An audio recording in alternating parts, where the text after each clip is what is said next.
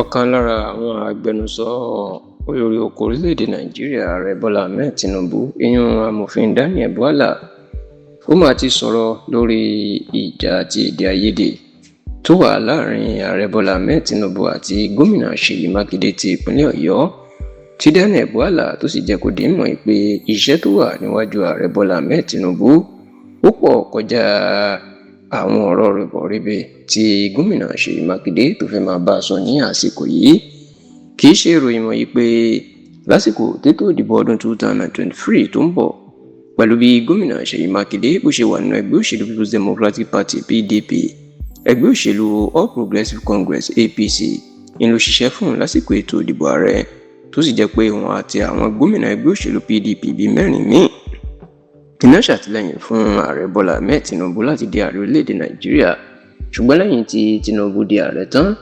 ní èdè àìyedè ló máa ṣẹlẹ̀ láàrin wọn àti Mákindé tó sì jẹ́ pé ẹ̀sùn tí Mákindé tó fi ń kan Tinubu ní wípé ó dalẹ̀ òun. Ó ní lásìkò táwọn ń ṣe ìpàdé láti ṣe àtìlẹ́yìn fún un ló ṣe ìlérí fún òun wípé bóun bá di ààrẹ òun Mákindé lòun yóò yan mínísítà láti ìpínlẹ̀ Ọ̀yọ́ wá fún òun. Ṣùgbọ́n tó ní ó jẹ́ kàyéfì wípé lẹ́yìn tí Tinubu di ààrẹ tán kò gba òun láàyè láti yan mínísítà mọ́ gẹ́gẹ́ bí àdéhùn. Ọ̀tọ̀ sí lẹ́ni tí ó lọ yàn kò mọ orúkọ tó ń fi ránṣẹ́ sí i. Ọ̀rọ̀ yìí ni ó ń fa ìjà láàrin àwọn méjèèjì kó tó wá di pé ìṣẹ̀lẹ̀ ìjínigbé àwọn akẹ́kọ̀ọ́ àti olùkọ́ ó ṣẹlẹ̀ ní abúlé Yàwọ́tà àti Àwòrò Ẹ̀ṣẹ́lẹ̀ tó jábúlé tó wà lábẹ́ ìlú Ògbómọ̀ṣọ́ níjọba ìbílẹ̀ Oríire ní ìpínlẹ̀ Ọ̀yọ́. Ọ̀rọ̀ yìí ló sì tó dá èdè àìyedè ńlá sílẹ̀ láàrin gómìnà Ṣèyí Mákindé àti ààrẹ Bọ́lá Ahmed Tinubu nítorí pé bí àwọn ọmọlẹ́yìn Mákindé bó ṣe ń fẹ̀sùn kàn Tinubu pé òun ló wà lẹ́yìn ìṣẹ̀lẹ̀ náà láti dá ìpínlẹ̀ Ọ̀yọ́ rú mọ́ Mákindé lórí,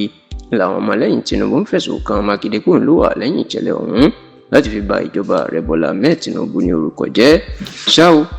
lẹ́yìn tí àwọn akẹ́kọ̀ọ́ àti olùkọ́ náà tó gba ìtúsílẹ̀ ní ọjọ́ 10 oṣù kejì ọdún tá a wà yìí the 10th of July 2026 lẹ́yìn tí wọ́n lu ọjọ́ mẹ́rìndínlọ́gọ́ta nínú igbó èèyàn 56 days